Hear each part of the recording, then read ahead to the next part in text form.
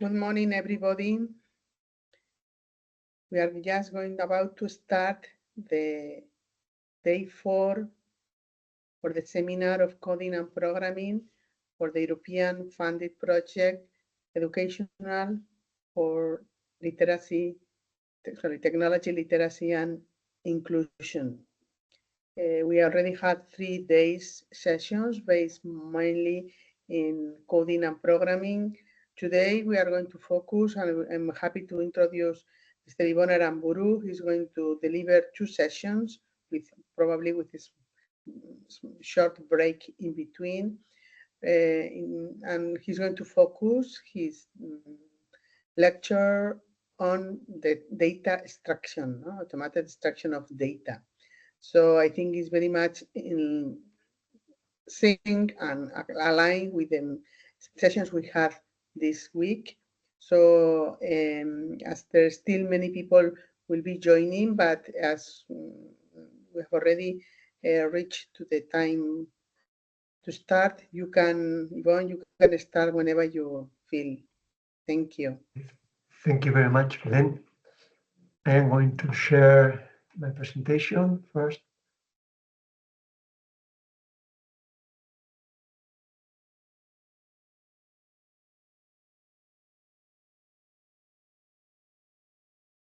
Can you see the presentation?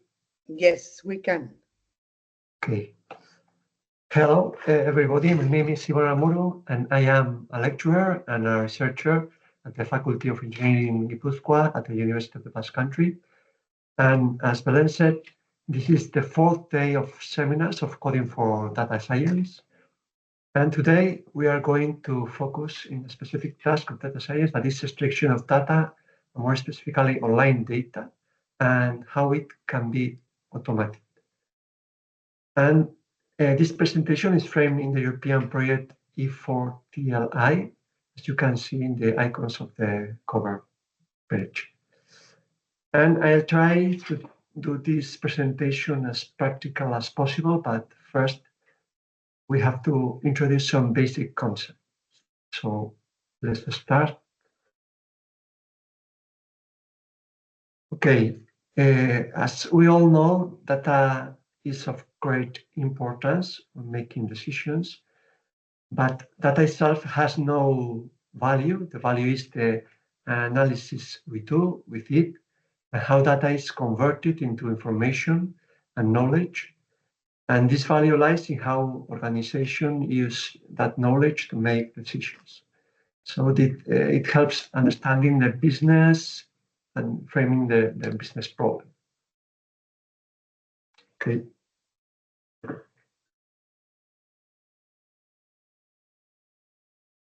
Another issue to address when working with data is data quality.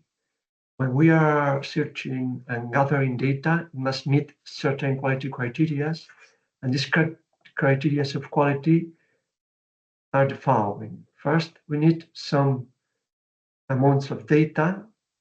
Also, the data must be consistent and reliable, and the data must be trusted also, available and accessible, and it must be also representative to our business problem. And all this in order to get a predictive power from our working data. Okay, today's session would be an introduction to automatic data extraction. And the first question we can do is, what is automatic data extraction? And we can say that automatic data extraction is the process of using technology and algorithms and programming to collect, parse, and organize the data from different sources automatically without requiring a manual intervention. So the goal at the end is to efficiently retrieve a structured data from different formats and make it usable to further analysis. Which are the benefits benefits of automatic data extraction. There are four main benefits. The first is the productivity or the time efficiency that we get. Logically, the first time is more time consuming, but then when it is automatic, the time efficiency is clear. The second one is to improve accuracy and reduce human error. Then we can escalate also for large volumes of data, and in the long term, we get a cost effectiveness benefit. Which are the challenges of the automated data extraction? There are some legal, as all we know, some legal and ethical considerations, taking into account the privacy and the legal rules of each countries. Then there are data quality and reliability concerns, as we have said before.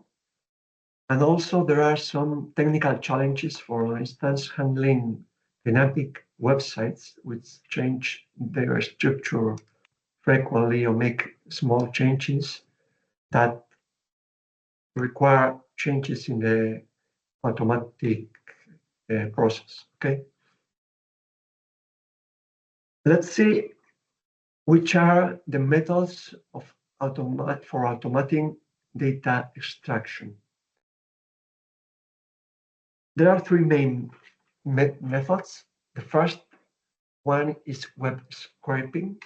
Web scraping is the automatic extraction of websites, okay, but by getting the website code, HTML code, and parsing it and reading these files and getting a structure of data, okay? The second method is the API, or application programming interface calls. These calls are using for connecting to companies' different databases, and this in these calls we can make a query to these databases and get the data, and then read this data, and the same way that in the first method, parse this file and get the data, the structured data. Of course, as an structured database, this data usually is more organized and more reliable, so it's easier to process after.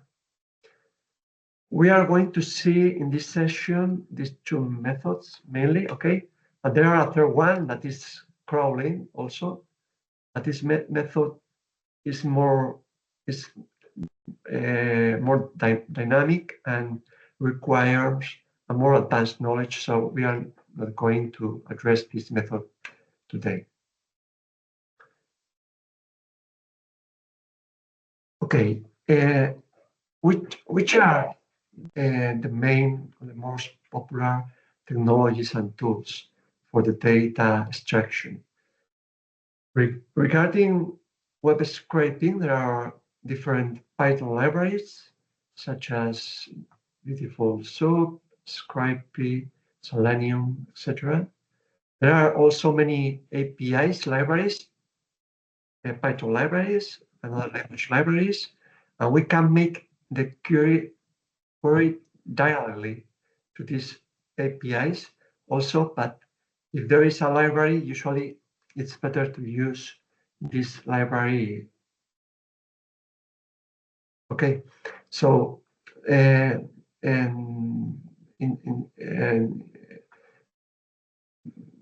the other hand, there are also regular expressions that helps to analyze text and to parse these different texts. And we can do data extraction also from PDF files, and there are also other data parsing libraries such as XML, Element3, and for JSON files, for instance. Okay, and how is the process or how it works, the data extraction? Okay, when we do web scraping, there are three main steps. The first is we have to retrieve the web page, okay? The web page HTML code. And then once we have the web page code, we have to read this page, and using some libraries, we have to parse. Parse means to separate in different small pieces of data, okay? And then we can analyze this data, okay? On the other hand, in the API calls method is similar also to the first one, but first we need to build the query to the API or to the database, okay? So first we build the query, and then the API give back a JSON file or a similar file with all the data, and then we must to process this file, parsing it and getting the data we want. Okay. So this is the main process we have to follow. Okay. These are the main concepts. Okay. So if you have any questions about these concepts, you can ask now, or we can address the case studies that we are going to see today. We are going to see 5 examples. The first one will be Google Trends API. The second case will be the gathering of links from a web page. The third one will be gathering data from Eurostat API Eurostat database. The fourth one will be getting data from Google News API. And the last one, and not least, will be the New York Times API. So if you don't have any question, we are going to start with the first case study. Okay. So in order to do this case study, you can use the Python engine or interpreter that you want. We have, the last year we have used Jupyter notebooks, but today, and following the seminars of previous days, we are going to use the Colab tool from Google. Okay, so we can go.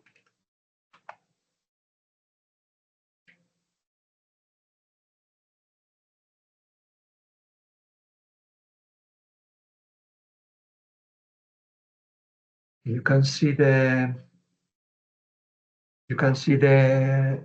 Colab page. Yes, we can see. Yes.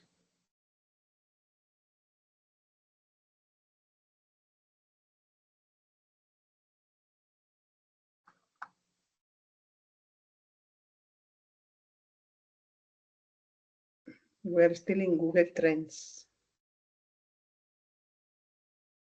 Okay.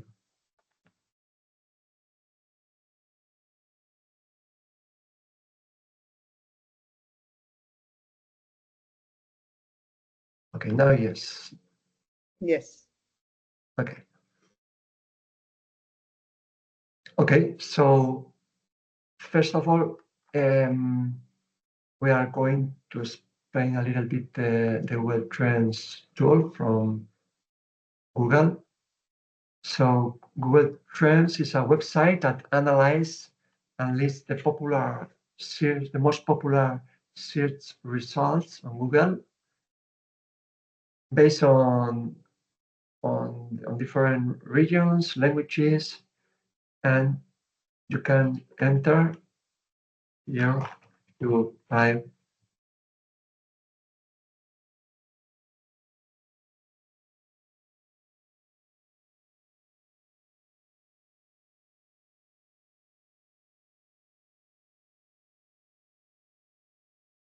we can change select here, for instance,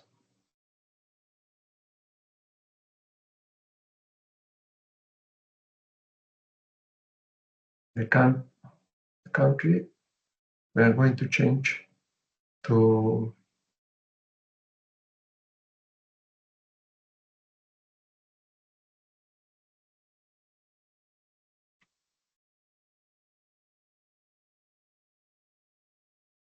okay, we can see different we can select different countries. And for instance, we are going to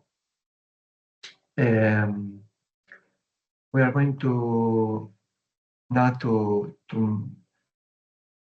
to see which are the main searches for a keyword, for instance, for the term Bilbao, okay, that is our main city, Basque Country. So you can choose, select your own city to see which are the trends that Google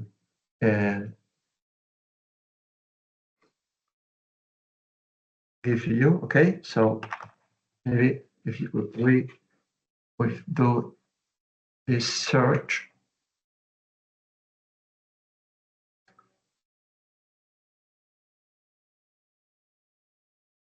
Okay, we are going to ask to all the which are all the searches all over the world. Okay, and we are going to ask also, for instance, the last from 2004 to today, all the searches. Okay, it is worth it to note that the values that give Google are not absolute values, they are relative values.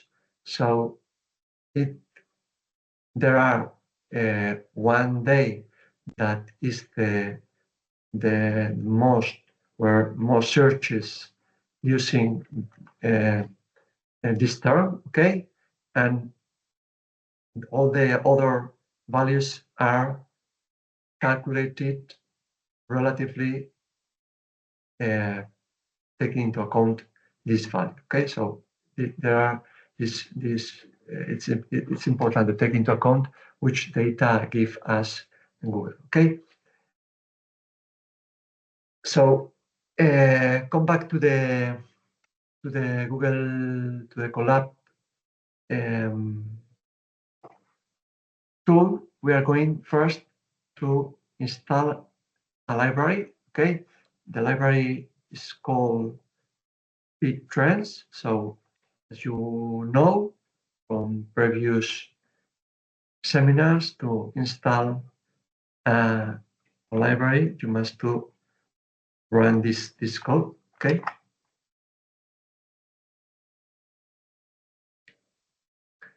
Then we are going to use some functions and from Pandas library, okay, to analyze some data. So,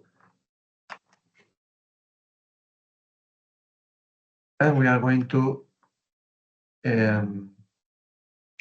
create a call, a request. Okay, so for that we have to run this code. Okay, now we are going to say that we want to know the which are the searches by region. Okay, not just all over the world, but we want to know which is the search level in different regions. So we are going to build a request using this term, this keyword, Bilbao, okay? And we are going to say that this is by region, okay, using this code. And then we are going to ask to sort the values from most the highest, from highest to the smallest. Okay, and we are also asking on only the first 10 regions. Okay, here regions are countries. Yeah? Okay, so the most logically the region which make more searches using the term Bilbao is Spain. Okay, but then there are other countries, mainly African countries. There are here some American countries, but mainly African countries, and it is quite curious. Okay, and then we are going to we can also to define the location, or we can specify the region, the searches, introducing this code. Okay, and we can also define the time frame. So as we make before in the tool, directly in the tool, selecting here the time frame. Okay, you can personalize also this time frame. Okay, and you can check also, select the region you want. Okay, and there also you can check different select different categories, and also you can focus only in news, in YouTube, and or in general. Okay.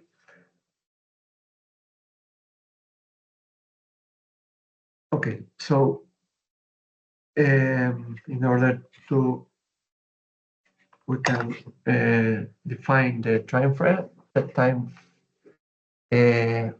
We can run this code, and now here what we are saying is that we want to see the searches by city resolution. Okay, you can change here if you want. The resolution of region could be the country or the city. Okay, so or global. Okay, so we are saying now that we want to analyze the searches in Google by cities. Okay, and we have specified that we want only searches from Spain. Okay, so these are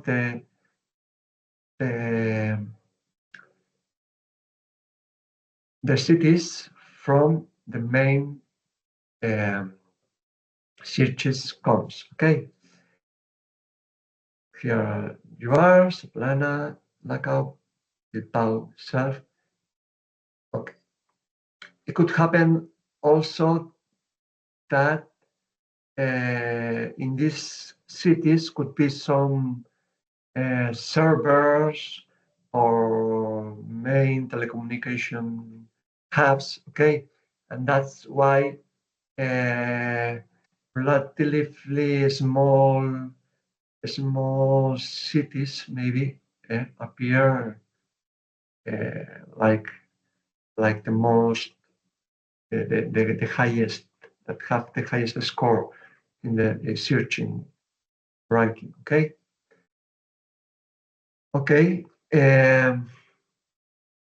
Here you are. The values are calculated on a scale from 0 to 100, where 100 is the most popularity as a fraction of total searches. Okay, and the other ones are calculated from this maximum value. Okay. Now what we can do is to chart this the data that we have get. Okay, so we are going to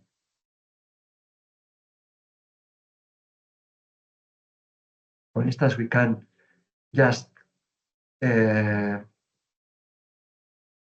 plot which are the main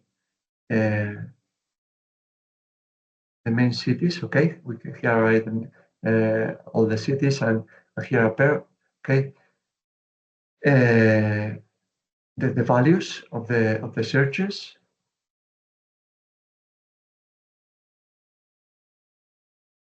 We can also get the daily search trends, for instance, worldwide. Okay, running this code, and here we can see that main terms are Halloween. Okay, some American news and also the tragic event in Valencia. And okay, so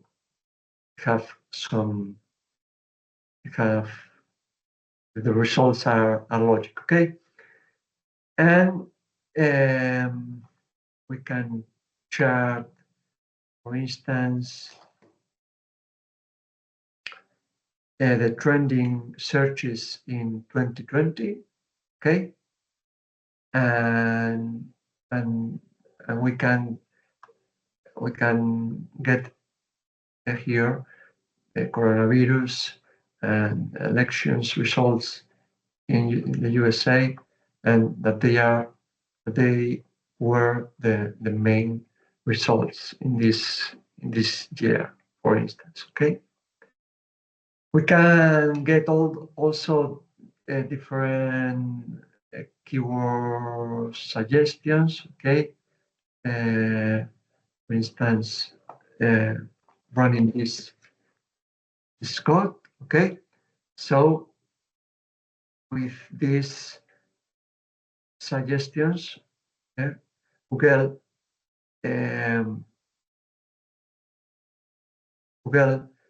are saying which terms are using together with Bilbao mainly. No?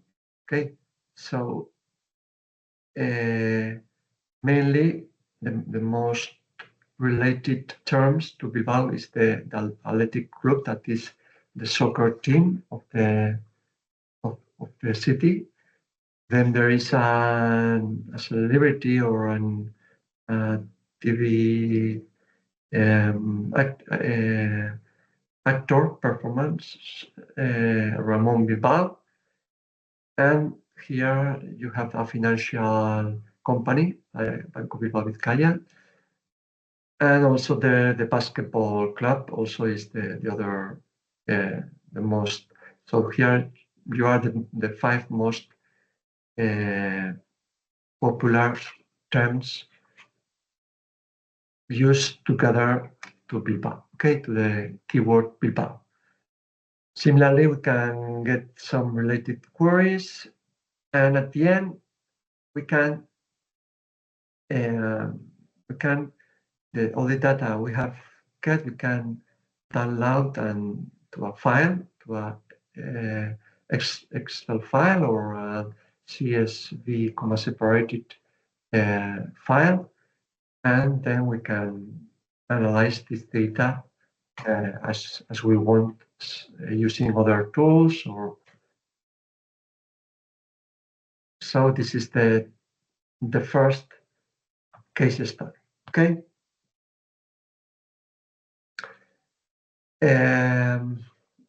But we are going to I'm going to send these files to Shipra or to Belen also. Okay. And everybody that want to get these files, please ask to Belen or Shipra, sorry, and they send you these files, okay? These notebooks, okay, to try.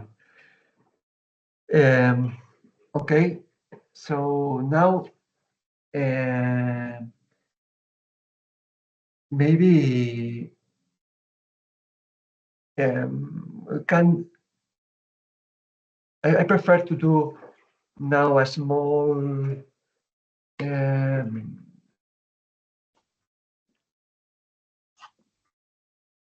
break. Is it okay, Belen, if we make a small break of 5 minutes? Yeah, we can have a 5-10 minutes break and you come back to the second session.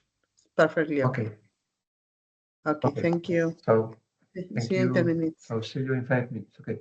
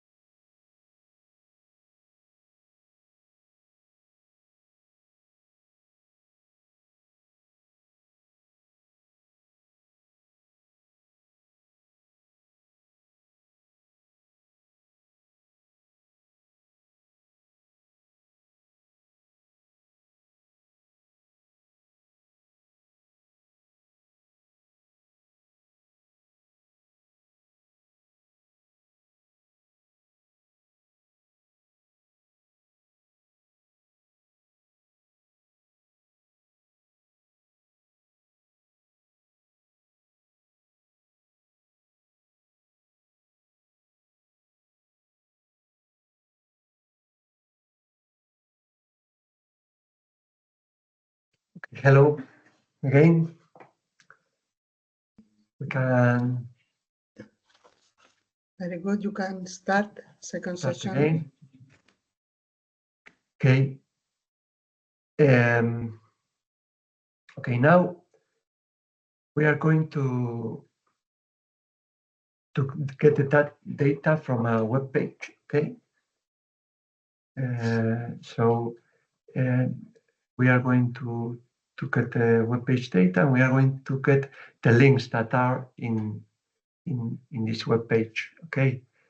Similarly, you can extract from this web page or prices or products or other any information that you want from the web page. Okay, and then analyze this information.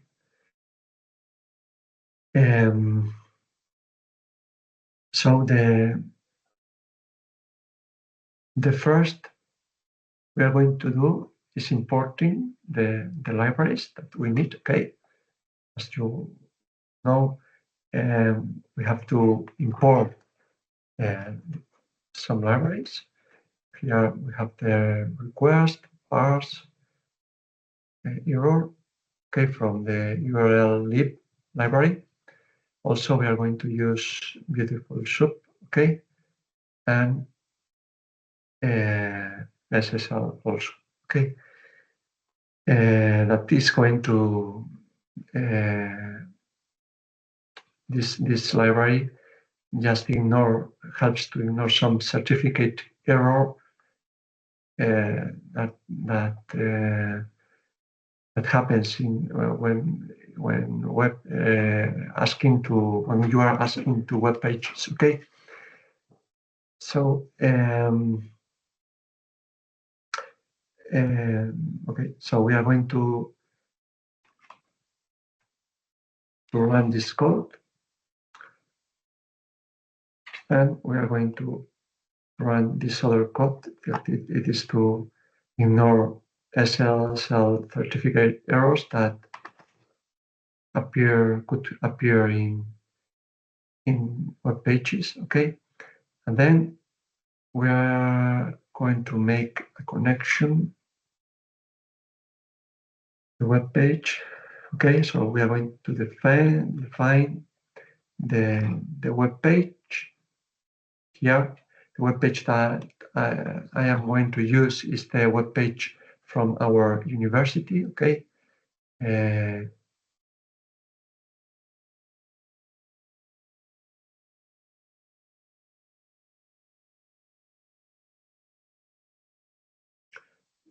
This one, okay. You can use the web page that you want, okay, and then we are going to read this web page, and we are going to get the HTML code. Okay, just running this code, and you can now we are going to say to show. You have here all the HTML code. Okay, and you can see here there are different links in this code. Okay, you can see that it's a long file. So now we have to parse to separate this HTML code. Okay, in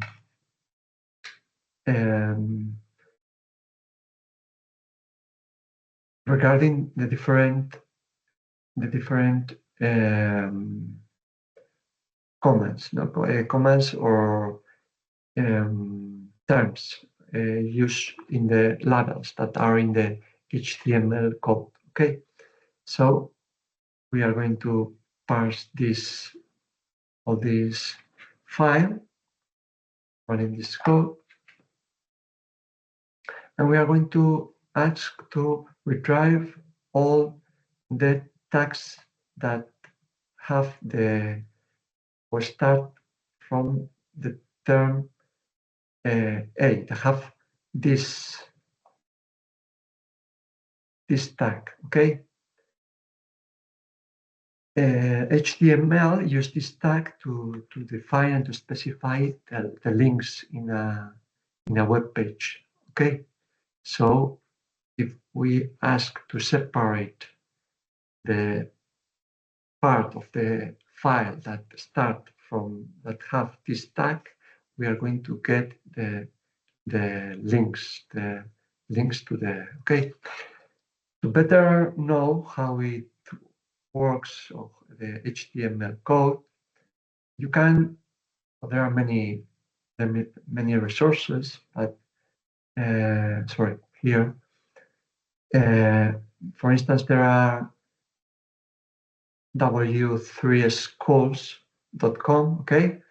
And you can get here information of different programming contents, subjects, okay? And for instance, you can analyze how it works the HTML code, okay? And the different tags that, for instance, here, as you can see here that there is a head, a title of the web page, there are a body, etc. Okay, and in the same way, there are some links that are defined by an A, that A that we have told before. Okay, so you can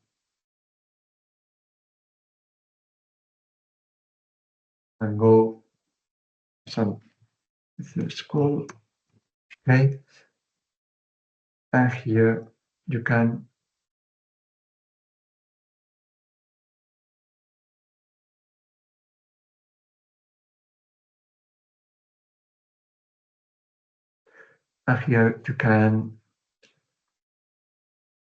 study or analyze with how HTML works, okay?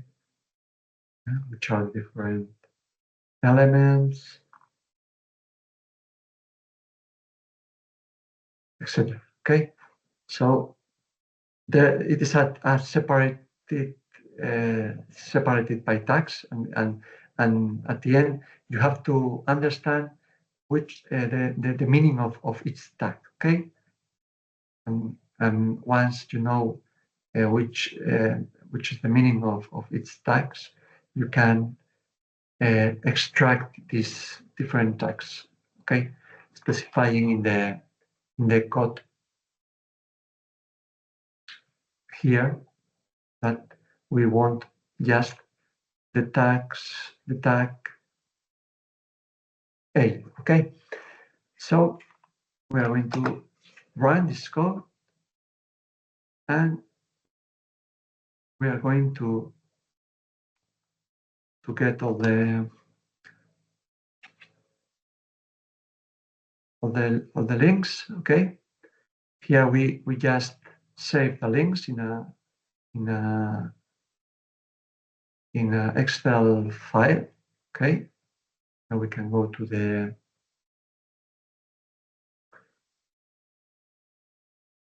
the folder where this is, okay? And we can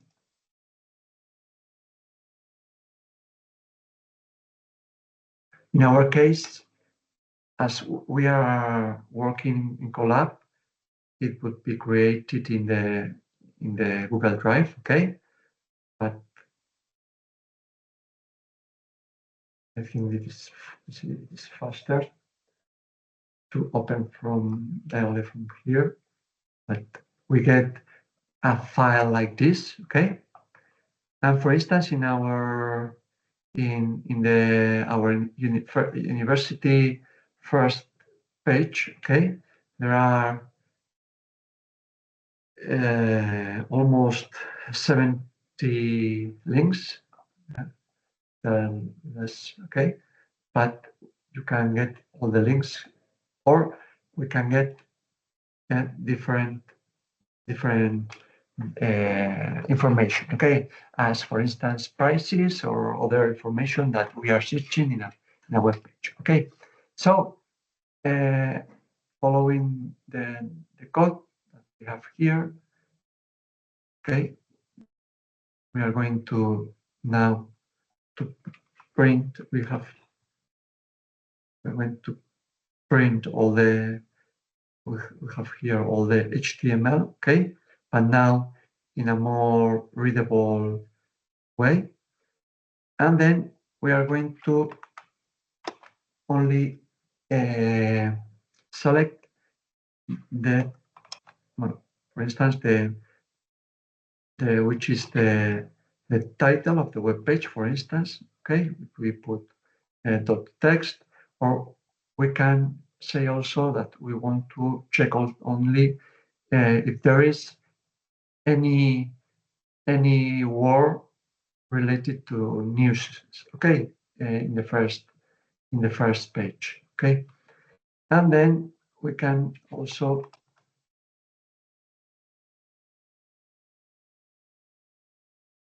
here if there is any term or any word that have the link, okay, and we can enumerate how many times appear this for instance this term, okay. In the case there is no news word, okay, in the first page of our university, logically, because first we are the page that we are searching is this.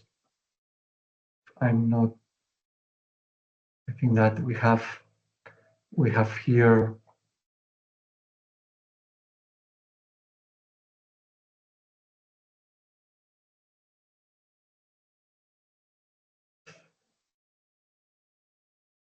sorry.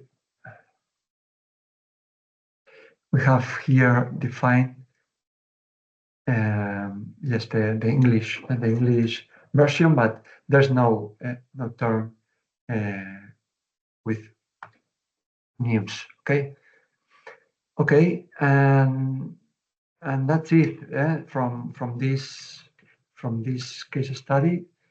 This is we have see here the how looks each HTML code page. Okay, you can see that it's a very long file with many tags, with many text. We have to get first this file, and then we have to interpret this file, parsing this file, parsing regarding a parsing tag or parsing term. Okay, so you can get the specific part of the web page, and then you can download this data and analyze the data. Okay. Do you have any question related to this case study?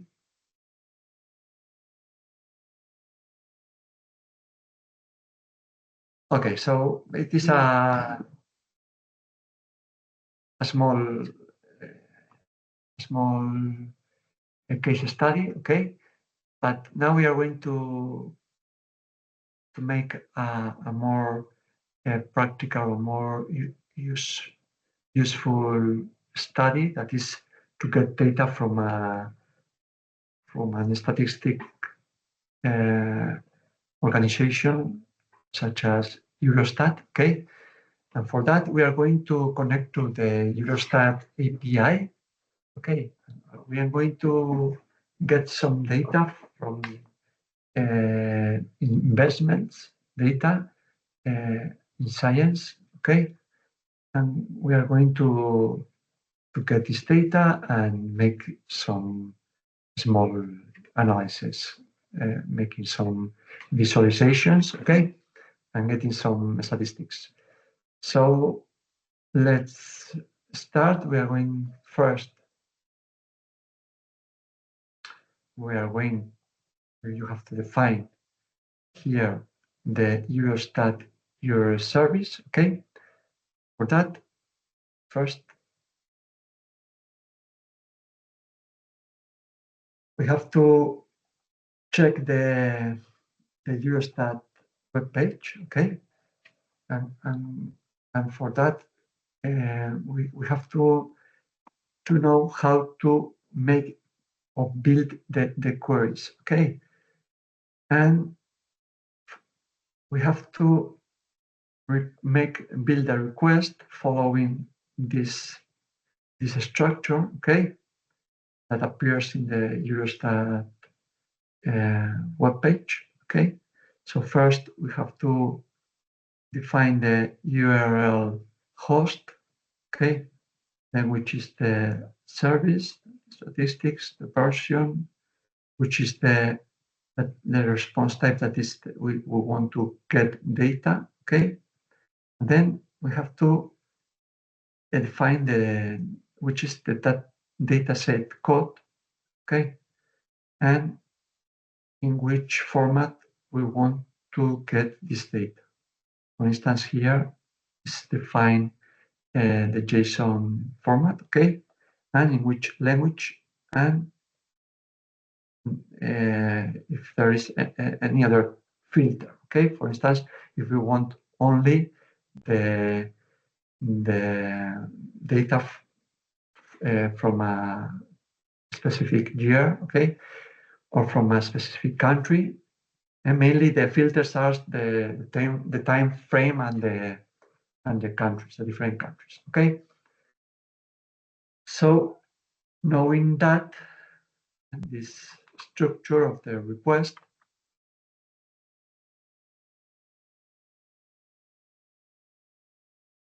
we have to define this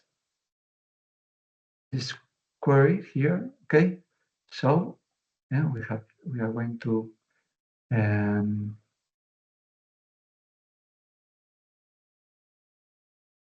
define this is the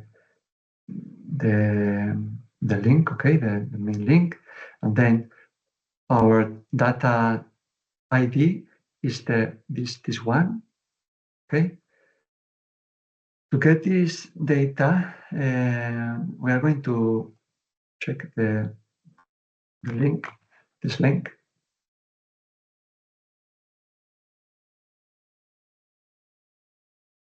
Okay, this is at the end the query that we built, okay, and this is the JSON file that we get, okay. Before that, we are going to just I want to show you how to. Sorry.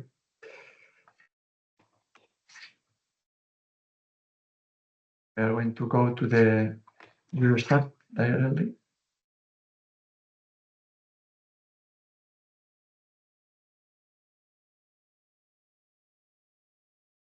Okay, you have to go to database, okay, and you have to choose here science or whatever, okay, for us.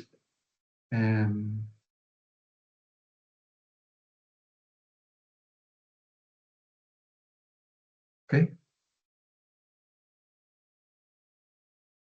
and we get here are defined the code with different indicators or different data that you can get from the database, and you have here which is the code of these indicators of this database. Okay, so the one that we have choose in our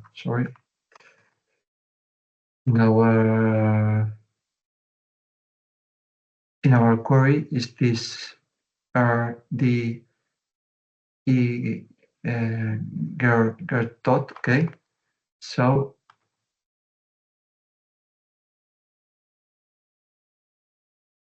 is one of this, okay?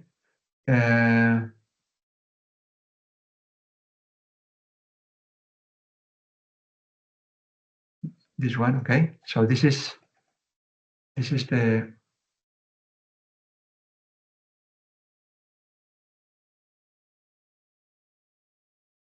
data that we are trying to get automatically, okay, from the API. Okay, so we have here, this is the data, okay? So we can compare the information that we get from here, okay? And mainly the filters are the countries, okay? Different countries, European countries, and also there are some aggregates data, Euro area, European Union, and different, okay, that you can get also, and the time frame. Yeah? Time frame from, you have data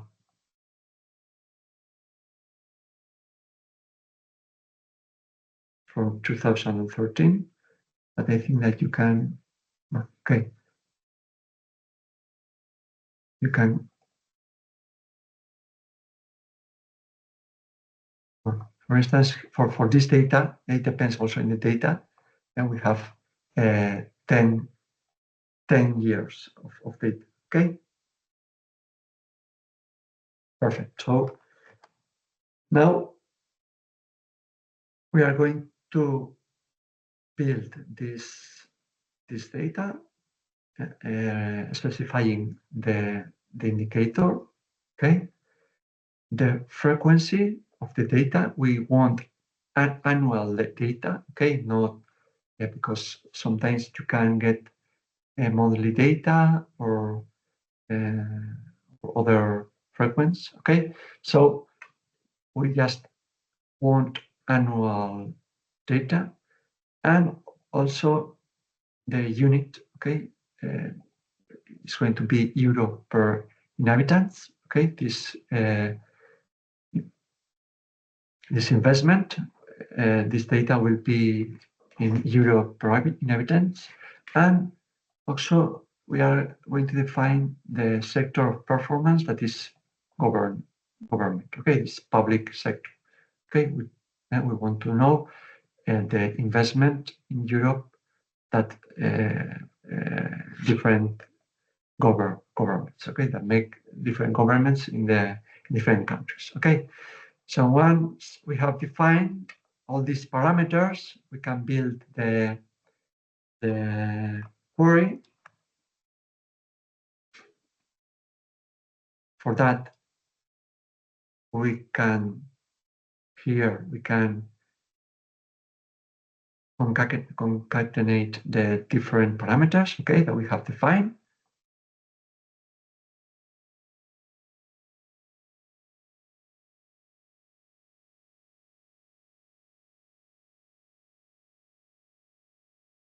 Okay, and we are missing something here.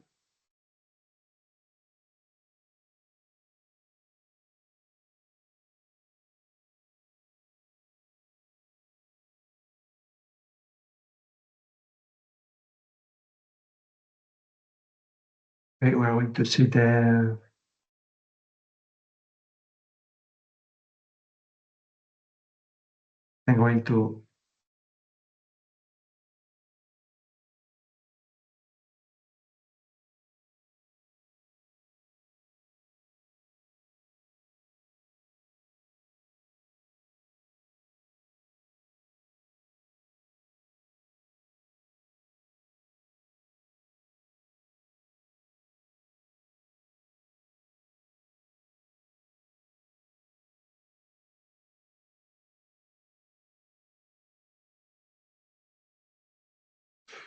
I'm going to run in another file, sorry.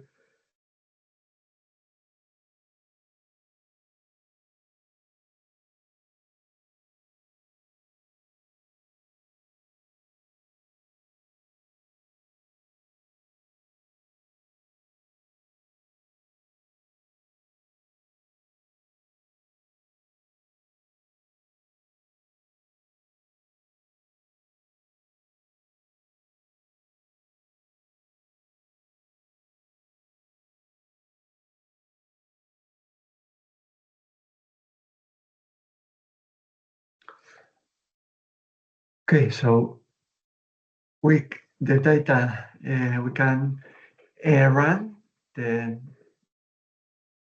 and the query, this query, and we are going to get all the data from the Eurostat database. Okay, then we are going to define the different frequency, the units, the geo, and the time. Okay, the dimensions, the parameters to filter the database. Okay, and then we are going to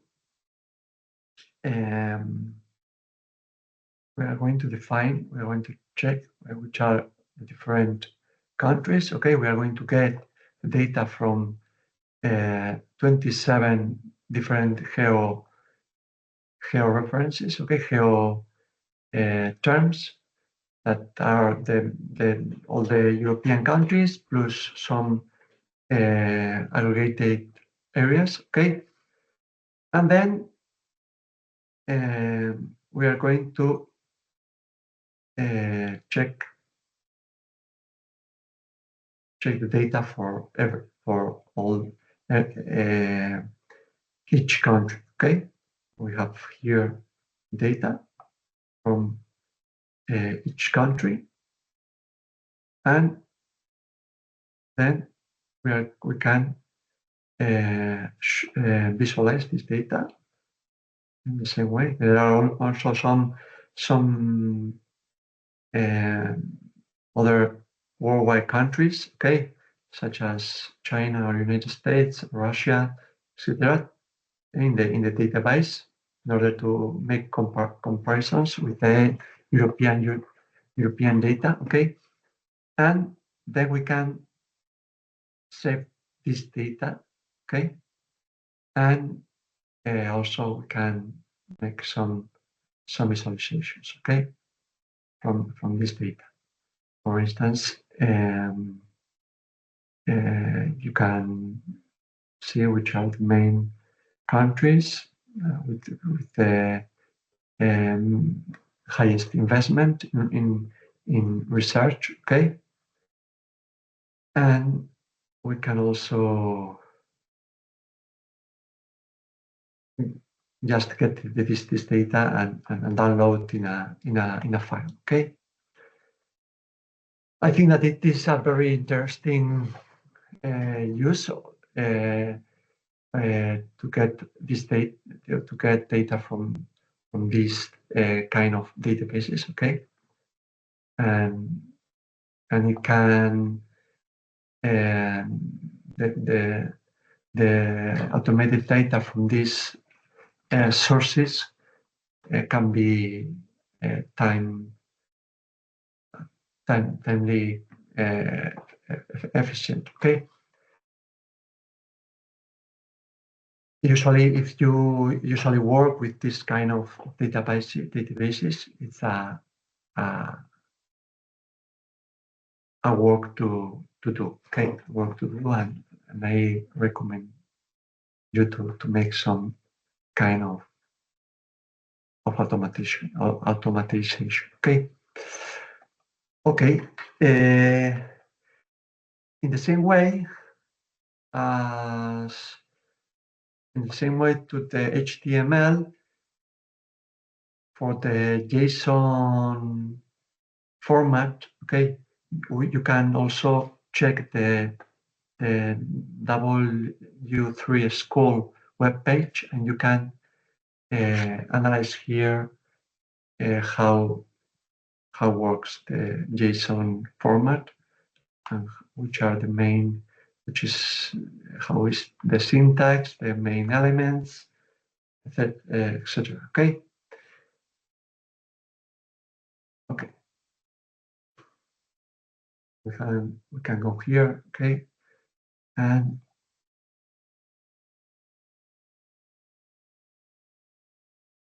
here we have JSON. I think that is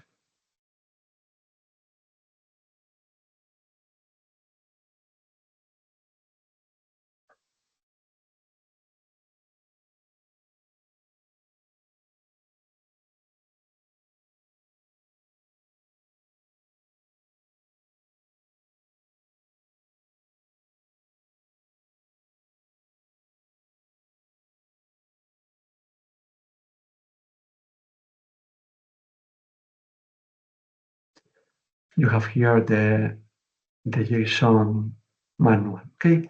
So you can understand better which is the structure and how can you understand different parts, okay? Okay. So now we are going to make another Belén, we can make another small break. Break, no Minutes. problem. If that is okay with you, we can stop and Okay, we another can 5, 10 stop minutes and we come back. Okay, and we come back and we follow with the case studies. Okay, Perfect. thank you. Okay, so in 3:25, we will meet again. Okay.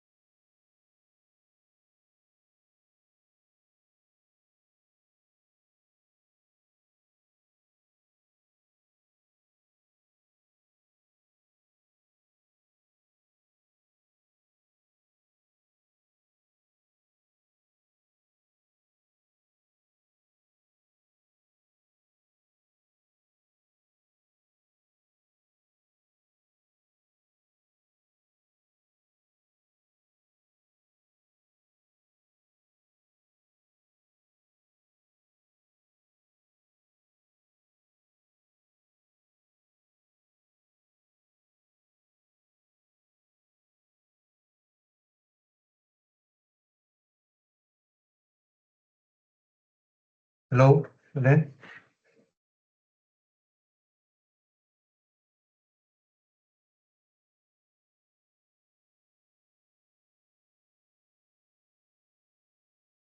We can follow. Yeah. Okay. So, Hello again. So Yvonne is going to start the third part of the session.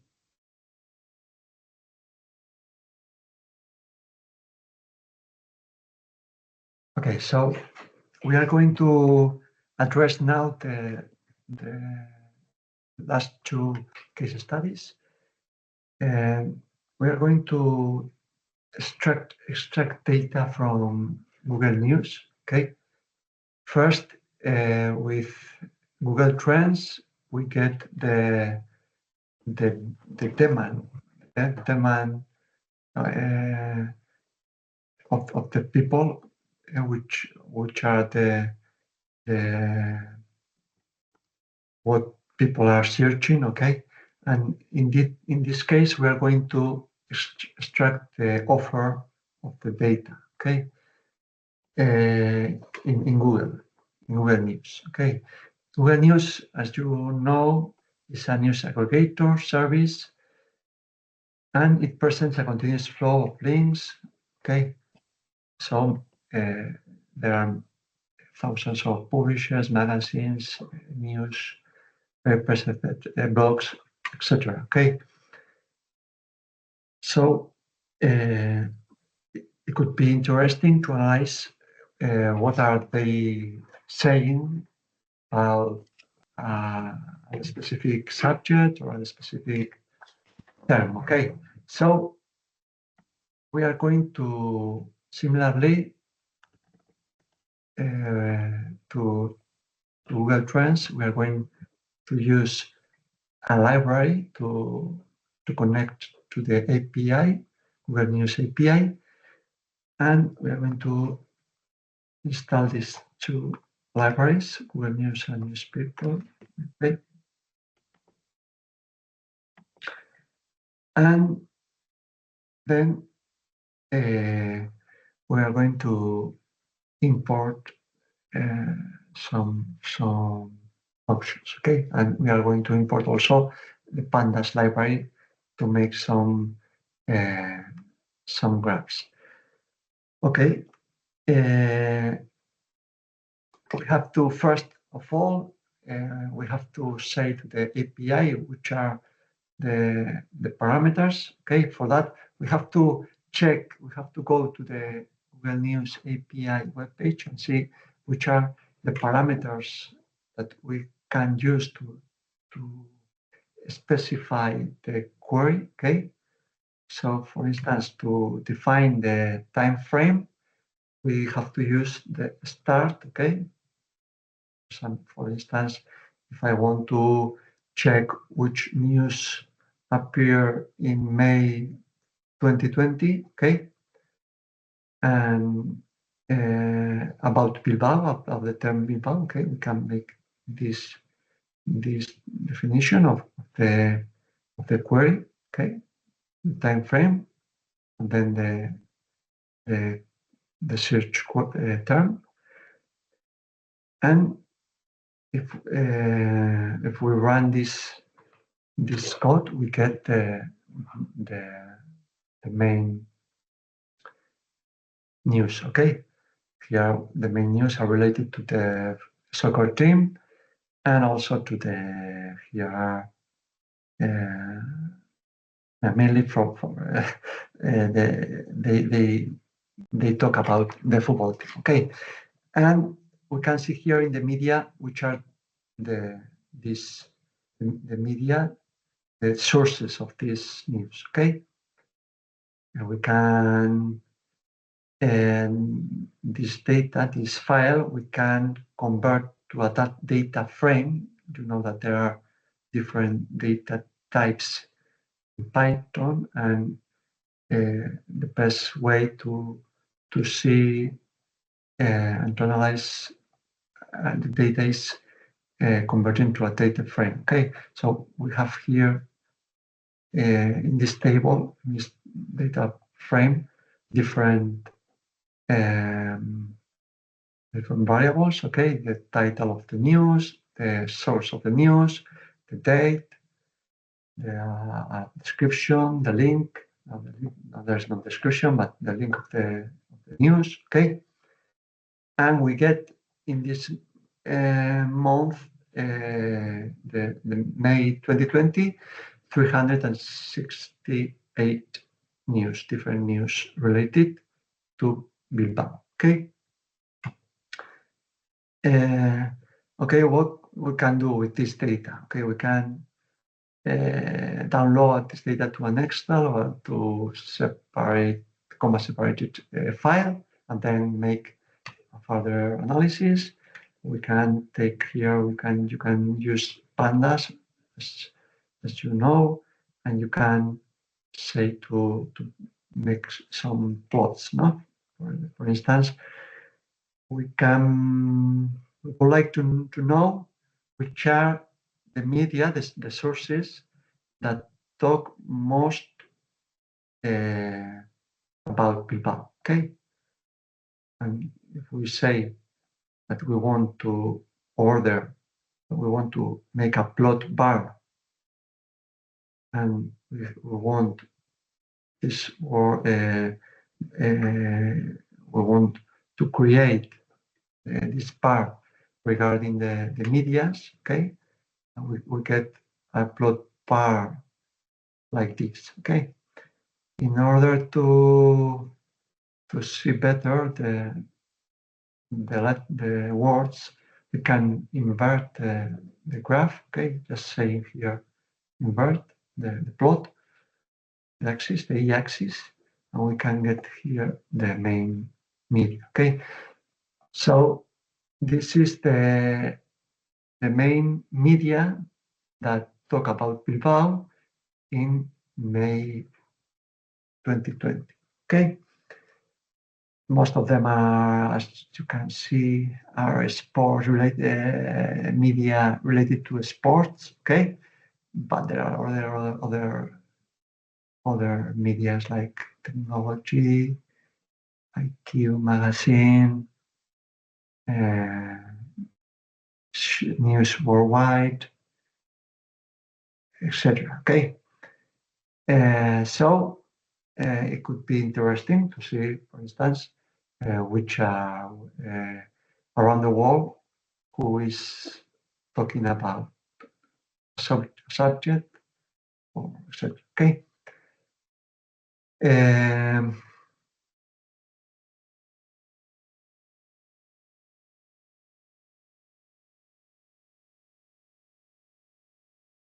Okay, and then another analysis that we can make from here is so the title. Okay, title, the also interesting to analyze. No, with the news, which is the main goal of the news this year. So the subject of the news. Okay.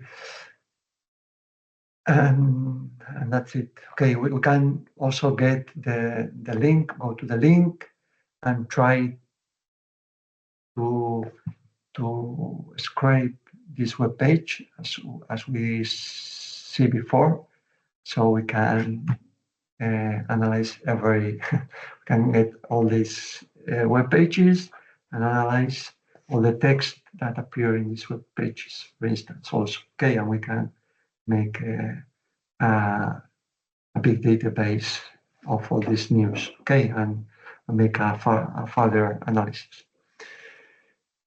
Okay, I don't know if there is any question.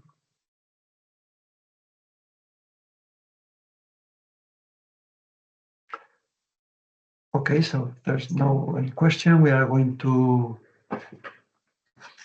see the last case study. The last case study is related to the New York Times API. Okay, we are going to connect to the New York Times database and get information from this database. Okay, and And for that, we have to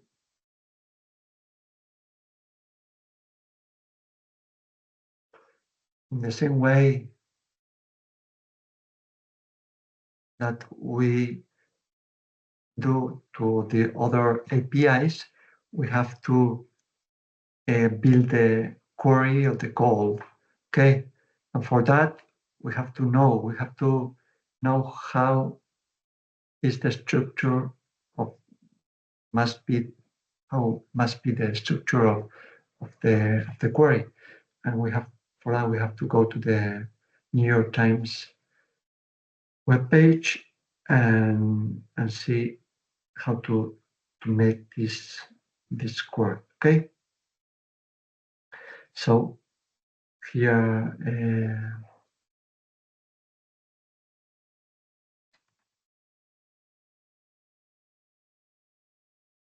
so you have to go to this the New York Times developer network, and here if you you have to ask also to an API key. Most of the APIs require a key, and you have an amount of you can make some queries with this key. Okay, and usually is this the amount of queries that you can make in a day or is limited. Okay, so if you need further use of the tool, you have to contact with the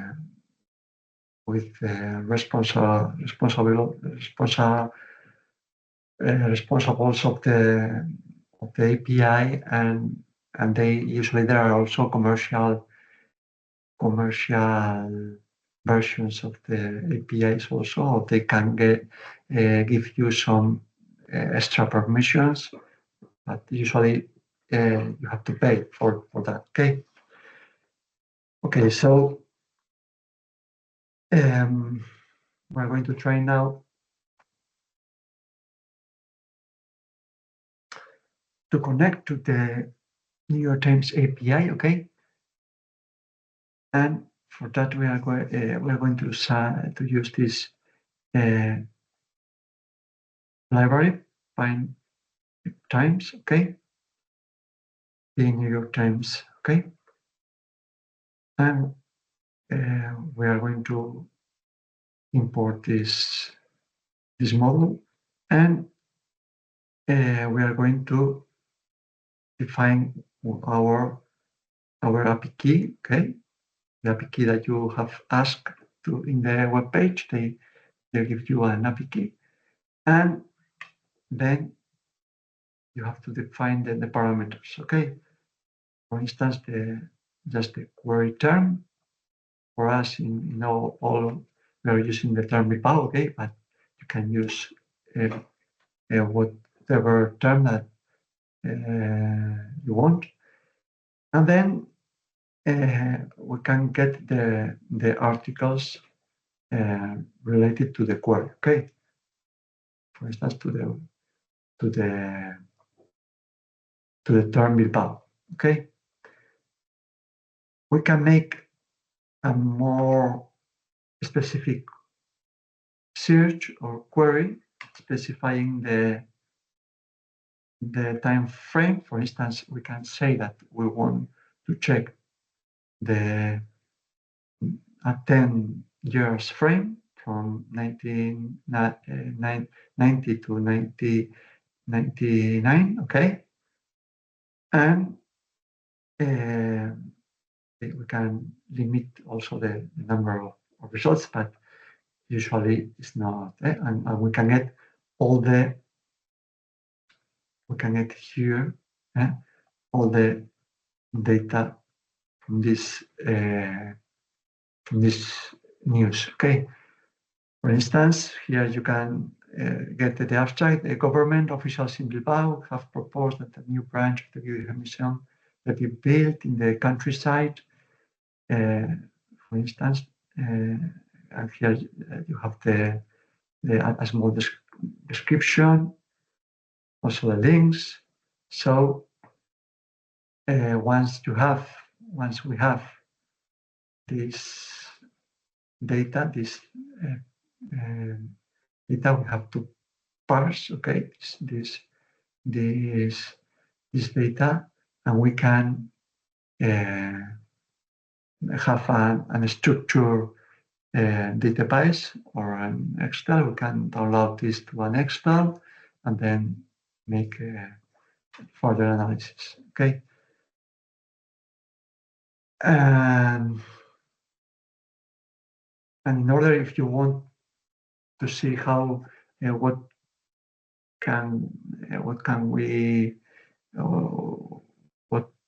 possibilities there are with New York Times API results, you can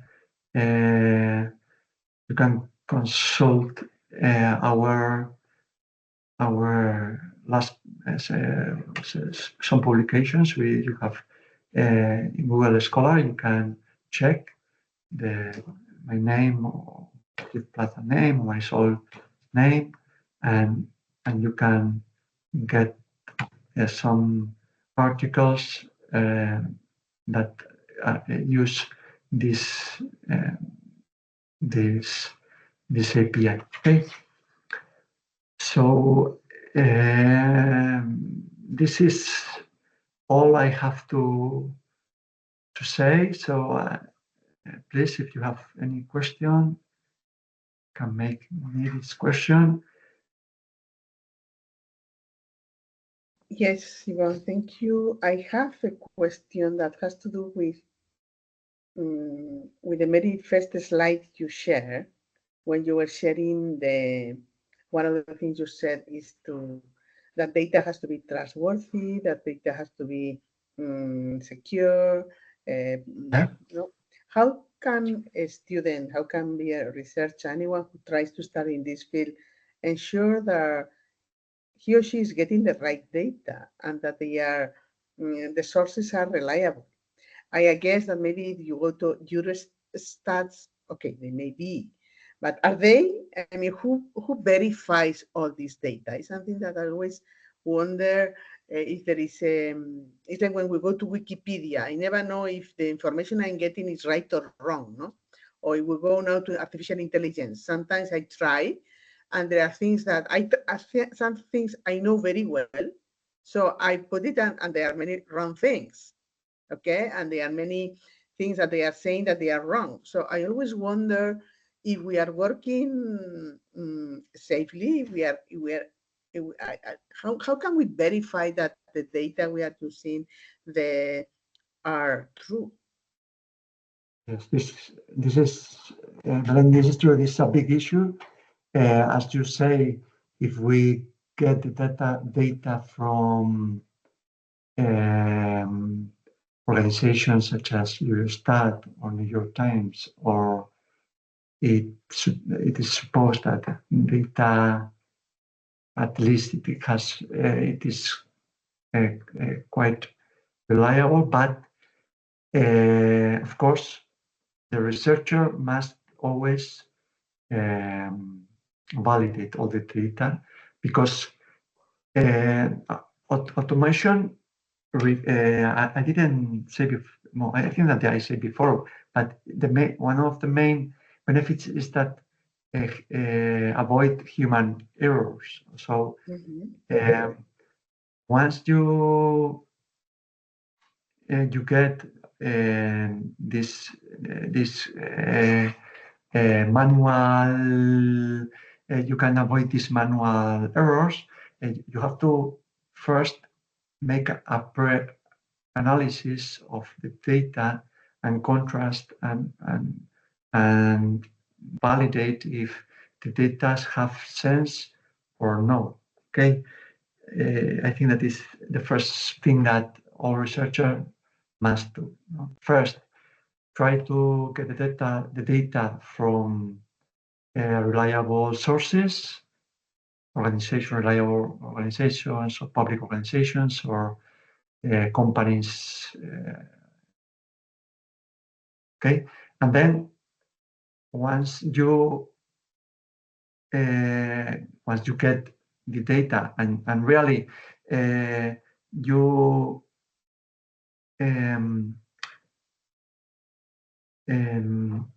you validate that the data that you get is the data that is in the web page or is in the database is the same, exactly the same. You have to analyze this data, analyze, and see if it's okay, or it could happen that maybe in the database there is an error, or it could happen that some data is not even in a Eurostat, or even in that there something that doesn't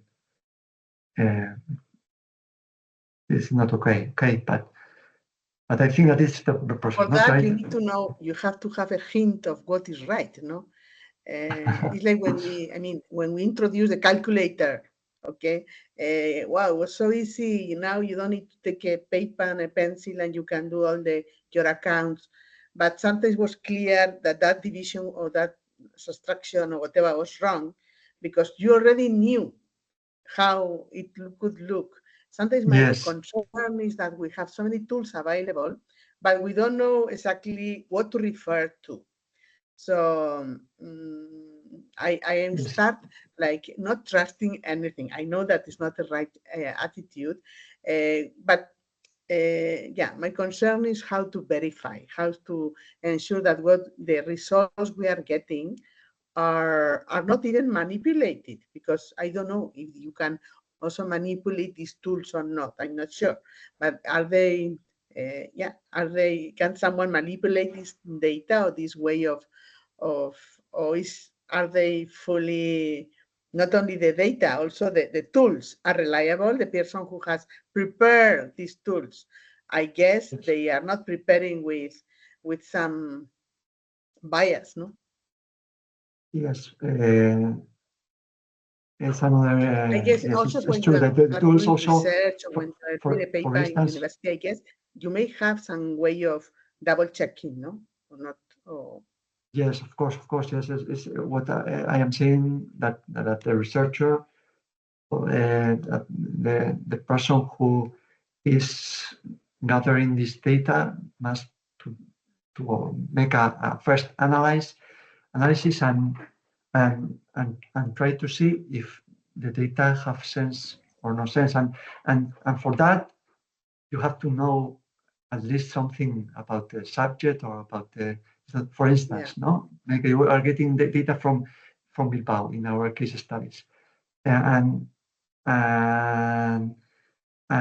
instead of talking about, I don't know, Guggenheim Bilbao and the old town and etc., it talks about other, I don't know, other things, or that are not in Bilbao, or that are not in, that never happens in Bilbao.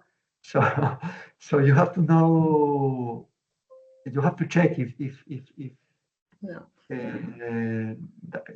So saying is really human input cannot be ignored. Okay. Not of course. When you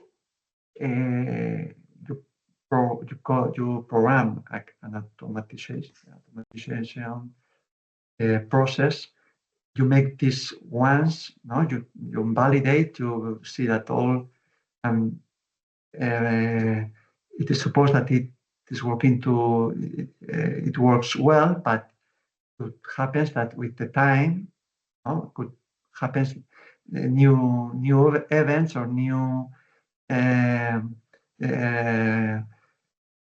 factors that you didn't take into consideration, and the data that you are getting is not as reliable as at the beginning. Okay, so maybe this automated processes also you have to check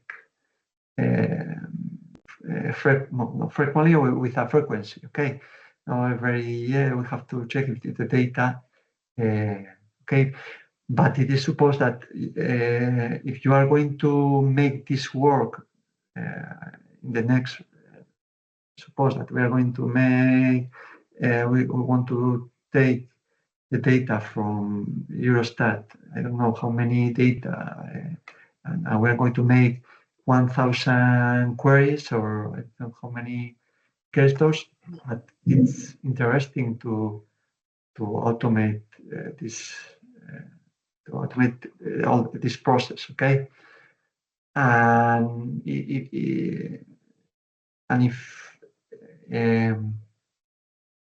and the most probable is that if you get the data is good, the data that you get, that the next times you run the same code, the data will be also good. Okay, but it could happen that they change the API or something in the web page, and the structure change a little bit, so the queries don't run exactly the same, or they don't run, they make an error, or so. As we say before, we have to check the sources.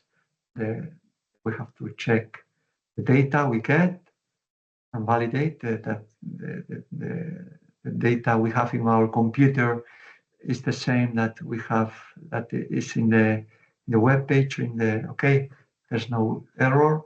And then we have to make a pre-analysis to see that makes sense all the data, or at least there are no because it could happen that we don't realize about some things or some small things, but overall that the data have consistency and have okay. But and is there any there's difference? no a magic. There's no a magic. Yeah. Way to Yeah. to validate all this data. Nowadays, with AI, with artificial intelligence, and that less. And is there any difference in open source or more private sources where you need to pay? Are they so? The reliability is similar, or is it different? When you get, I don't know, if there are sources where you can, I don't know, you need to pay and get a membership or registration so that you can, don't know Yes. if that is the case or not. They shouldn't, but yes, I think that the companies that are Making money. backgrounds these tools, but they give more reliable data if you pay, no? You pay, yeah. You don't pay. Here there are some the tools or the companies that give this kind of data, they can give you more detailed data. Right? You can normally or usually the free data is more a global data or not so specific data. And if you want more detailed data and more specific data, you have to pay. And another thing is that maybe also that they don't respond. Now, if it's free, they don't respond about the data that they are giving you. But if you are paying, also, of course, they have to respond in a. So you can to say that the data you are giving me is not, so they have to take care of that. So I think that it should end. It should have. Sometimes I think that it could happen also. Okay.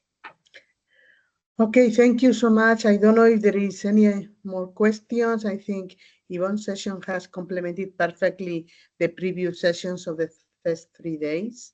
Now we know all where the data come from. And just wanted to thank him, to thank all the attendees and the attendants, and request once again to sign the attendance sheet, if possible, in order to get the certificate that we'll be happy to issue. Please complete and submit the assessment sheet so that also that feedback can be helpful for those who have been lecturing. So thank you so much. If someone else doesn't have any other question, just to thank all the lecturers again, and we think we can close down this seminar. Okay, thank you very much, Belén. Just to finish, if someone wants to go deeply in web scraping, I recommend you this book, and you have here the link to get this book. So thank you very much, everybody. Thank you. See you next time. See you. Okay. Bye.